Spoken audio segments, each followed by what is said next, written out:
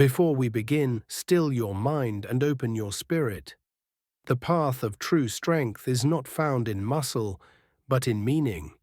This is the story of Huo Yuanjia, a man who rose from frailty to become the symbol of China's awakening.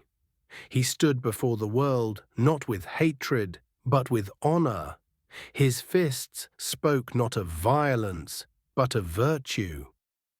If you walk this path with us, subscribe to our channel, and together we'll remember those who turned weakness into wisdom and conflict into character. Tianjin, 1868. The air was thick with the smoke of industry and poverty. In the Huo family courtyard, the clang of training echoed daily. His father, a respected master of the mise-en-quan style, taught students to fight with speed and deception. But one small boy stood apart, thin, pale, often coughing. His name was Huo Yuanjia, the youngest son. His father forbade him from training. "Your body is weak," he would say. "You will not survive the blows." Yet every night, as the moonlight painted the courtyard silver, Yuanjia crept from his bed. Behind the bamboo fence, he imitated the movements he had memorized in silence. The shifting steps, the feints, the spirals of mise-en-quan. He trained not for pride, but to prove that even a frail branch can bend and not break. Months turned to years. While others mocked his small frame, Yuanjia's spirit sharpened like steel hidden beneath silk. His body, once weak, grew supple. His balance became effortless. One day, a visiting fighter mocked the Huo family's art, calling it useless acrobatics. Huo's father refused to fight, unwilling to risk family honor. But before dawn, the young man stepped forward to defend it himself. The crowd jeered when they saw the boy, but when fists met flesh, the laughter stopped. Huo moved like water over stone, his strikes fast, evasive, unpredictable. The challenger fell, and the boy stood silent, breathing only discipline. That night, his father bowed to him, for the first time not as a son, but as a martial artist. China at the turn of the 20th century was fractured. The Qing dynasty trembled under foreign powers. The Boxer Rebellion had erupted, its flames consuming the hopes of ordinary people. Foreign soldiers filled Chinese streets, preaching superiority, while their nations carved the land apart. To them, the Chinese were the sick men of Asia. Huo Yuanjia saw this not just as politics, but as poison in the hearts of his countrymen. He said quietly, "If a man believes he is weak, he has already lost the battle." While others surrendered to shame, Yuanjia began teaching that strength was not found in conquest, but in unity, in the balance between discipline and compassion. By 1909, Shanghai had become the beating heart of modern China, filled with traders, spies, revolutionaries, and foreign champions looking for glory. Among them was Hercules O'Brien, a British fighter who mocked the Chinese publicly, calling them cowards who talk of honor but know nothing of fighting. When Huo Yuanjia heard this, he didn't respond in anger. He simply said, "If one must speak through fists, let mine speak clearly." Crowds flooded into the arena, Chinese workers, British merchants, Japanese observers. The scent of sweat and tension filled the air. Before the match began, Huo bowed deeply to his opponent, a gesture of respect that stunned the foreigners.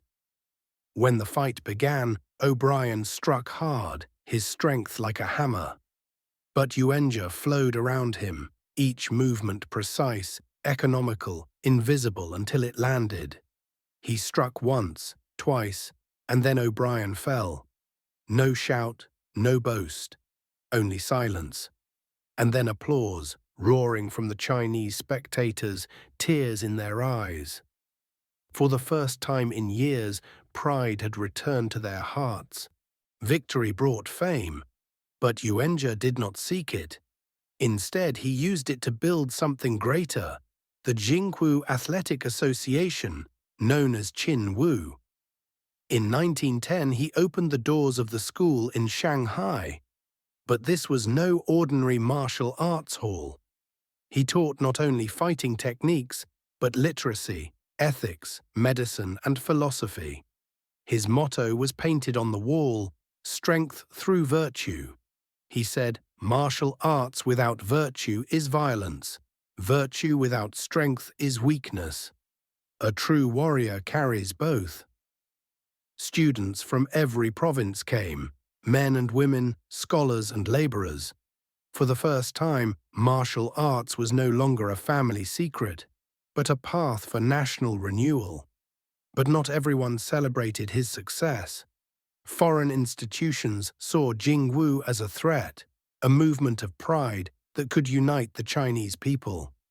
When Yuanjia was invited to dine with Japanese representatives, he accepted out of courtesy. Days later, he fell ill. Fever consumed him, and his body, once a symbol of strength, began to fade.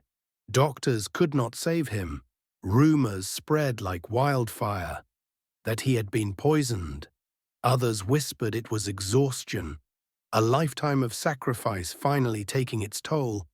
In his final days, he called his students close. He said softly, "Do not let bitterness guide your hand. Build strength, not hatred. Let China rise through virtue, not vengeance." And then, like a candle at dawn, he was gone.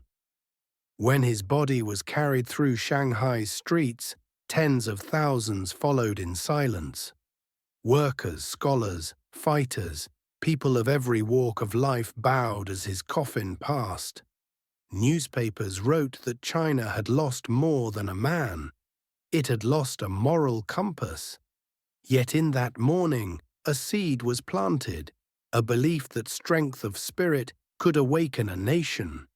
His disciples continued Jingwu's work, spreading schools across China, Southeast Asia, and beyond. They carried banners not of defiance, but of dignity.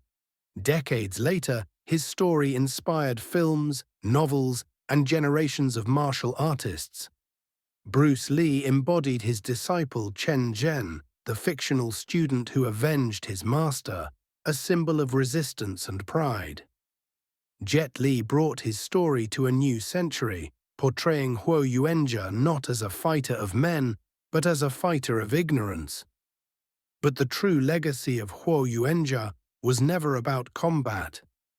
It was about moral courage, the strength to remain humble in victory and unbroken in defeat. Even today, when students bow before training, that silent moment, that unity of mind and body, carries his spirit. History remembers those who conquered, but honors those who elevated.